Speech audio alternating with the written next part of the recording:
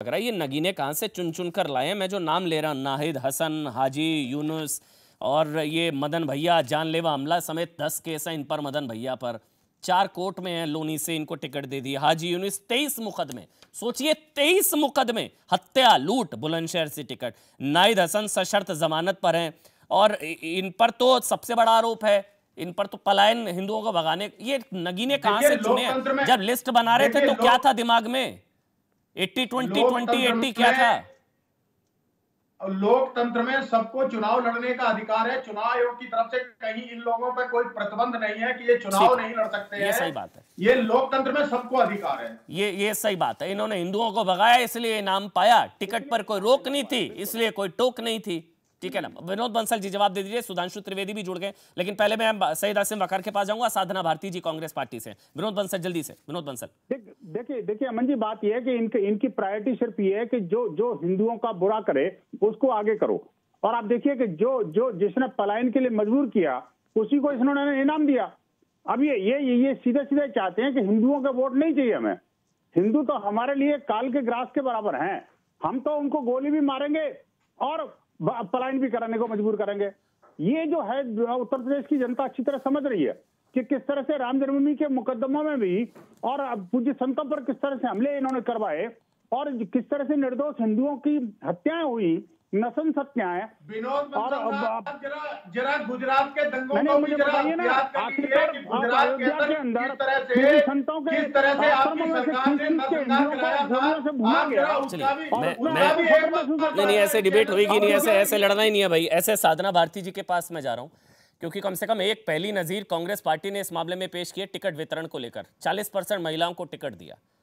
ये तो कम से कम तारीफ करनी होगी। यहां पर आज कांग्रेस पार्टी की 40% महिलाओं को टिकट दिया और कहीं कोई अपराधी, माफिया, गुंडा, डकैत, लुटेरा कोई नहीं है। ये लिस्ट देखकर आपको हैरानगी हुई साधना जी, समाजवादी पार्टी और आरएलडी की लिस्ट देखकर? देखिए, मैं तो आदरणीय अमन जी इतना कहूंगी कि अपराधी, व्यभिचारी, बलात्कारी और आतंकवादी का कोई धर्म नहीं होता, कोई मजहब नहीं होता। वो अपराधी होता है अगर वो अपराध करता है और अगर उसका दोष साबित होता है तो उसे जेल की सलाखों के पीछे डाला जाता है। लेकिन बात यहाँ पर ये है कि भारतीय जनता पार्टी में भी फिर फहरिस्त की कमी नहीं है। संगीत सोम से लेकर सुरेश राणा ले लीजिए, फिर संजीव बालियान ले लीजिए, फिर योगी आदित्यनाथ जी पर स्वयं दर्जनों केस दर्ज से पहले, वो तो अलग बात है, मुख्यमंत्री बनते उन्होंने वापस करवा लिए। लेकिन ये क्या है? ये बीच में हिंदू, मुसलमान, 80, 20 फिर यही बात शुरू करना चाहते हैं। क्योंकि मैंने पिछली बार भी आपके इस देश नहीं झुकने देंगे कि डिबेट में ये कहा था कि भारतीय जनता पार्टी। अब बोलने दीजिए साधना जी को बोलने दीजिए। मैं आपके बीच में नहीं बोल रही थी ना। बोलने दीजिए, कंप्लीट कर लेते हैं। आप तो हिंदू मुसलमान होता है तो आप तो बड़ी जल्दी कूदने लगते हैं। विनोद बंसल जी बातें करने लगते हैं। कोरोना के कहर में कहीं नजर नहीं आते, चंदे की पर्चियां कटवाने के लिए नजर आ जाते थे आप, लेकिन रोजगार देने की बात पर पीछे हट जाते। राशन किट तक तो बांटी गई नहीं। नफरत किट तो फैलाने वाले आप हिंदू बनने का सर्टिफिकेट मुझे मत दीजिए। आपसे नहीं चाहिए सर्टिफिकेट। आप चुप रहिए और आदर के साथ सुनिए। आप सम्मानित व्यक्ति हैं, आप चुपचाप सुनिए। अमन जी ने शांत कराइए, मैं अपनी बात रखूंगी। क्या हिंदू है क्या? आप मुझे बताइए, फिरोज के दादा कौन थे? फिरोज के पिताजी कौन थे? आखिरकार ये किसका बेटा है? ये हिंदू कैसे हो जाएगा भाई? अरे साहब जी ये तो बताओ, आप मुझे ये बताइए ना, आखिरकार राहुल गांधी हिंदू कैसे हो गया? उसका गोत्र अचानक कैसे बदल गया? ये तो बताना पड़ेगा ना आपको। देखिए, जोर से बोलने से कुछ नहीं होगा। वसुधैव कुटुंबकम को डिफाइन करने से कुछ नहीं होने वाला। मुझे पता है जो चुनावी हिंदू हैं वो चुनावों के दौरान बार बार जो है हिंदुत्व के लिए तड़प रहे हैं और बार बार मंदिर भी आ रहे हैं। आप देखिए, इटली से अभी अवतरित हुए हैं। इटली में चर्चों के चक्कर लगाते हुए अब भारत में आकर के मंदिरों में घुस रहे हैं वो। आप मुझे बताइए, हिंदू हैं, मुसलमान हैं, ईसाई हैं, क्या हैं? आप ये तो बताओ है क्या? वो राहुल गांधी है क्या? ये देश जानना चाहता है।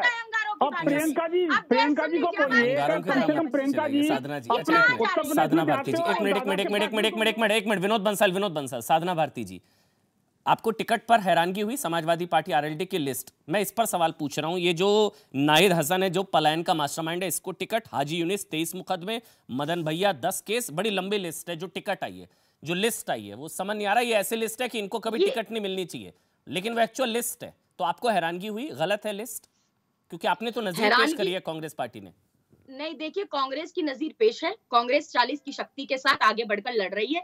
कांग्रेस बेरोजगारी महंगाई के खिलाफ आवाज उठा रही है। कांग्रेस ने 125 टिकट जब डिक्लेयर किया तो 50 महिलाओं को दिए, बिल्कुल सही बात है और हम उसी को लेकर आगे बढ़ेंगे। लेकिन आगे बोलने दीजिए ना विनोद बंसल, पॉइंट पर तो आने दीजिए उनको। समाजवादी पार्टी पॉइंट पर आ रही है, वो आइए पॉइंट पर आइए। समाजवादी पार्टी की मैं सीधी बात कहती हूँ, समाजवादी पार्टी किसको टिकट देती है उससे मुझे कोई मतलब नहीं। आपको कोई फर्क नहीं पड़ता? ये पलायन हिंदुओं को भगाने वाले को टिकट दी जाती है, ये पलायन के मास्टरमाइंड वाले को टिकट दी जा रही है, आपको नहीं फर्क पड़ता?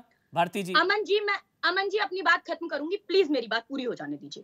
देखिए सबसे पहली बात, मुझे तब भी गुस्सा आया था जब मैंने ये बात आपके चैनल पे भी कही है, जब दया शंकर सिंह जी ने मायावती जी पर अभद्र टिप्पणी की थी और उनकी पत्नी को उपहार के रूप में स्वाति सिंह जी को कैबिनेट मंत्री बना दिया गया उत्तर प्रदेश सरकार में। ये क्या नजीर पेश की थी?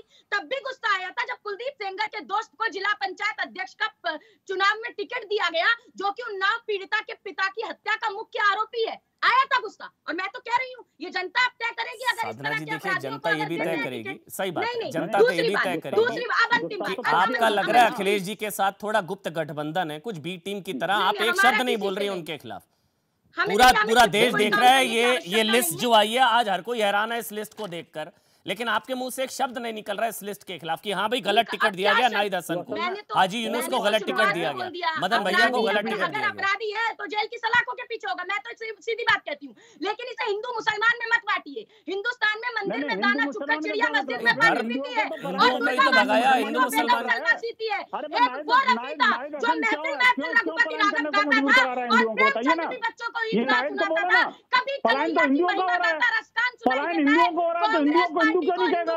और मुझे बताइए कराने वाला वो इस्लामिक जिहादी है, हम इंसानों के लिए तो उसको क्यों नहीं मुसलमान कहेंगे भाई? समाज की बात है, पलायन हिंदुओं को हो रहा है, कह हिंदू मत बोलो उसको, और कराने वाला इस्लामिक जिहादी है उसको मुसलमान मत बोलो। कमाल की बात है, ये कांग्रेस है, ये कांग्रेस है, ये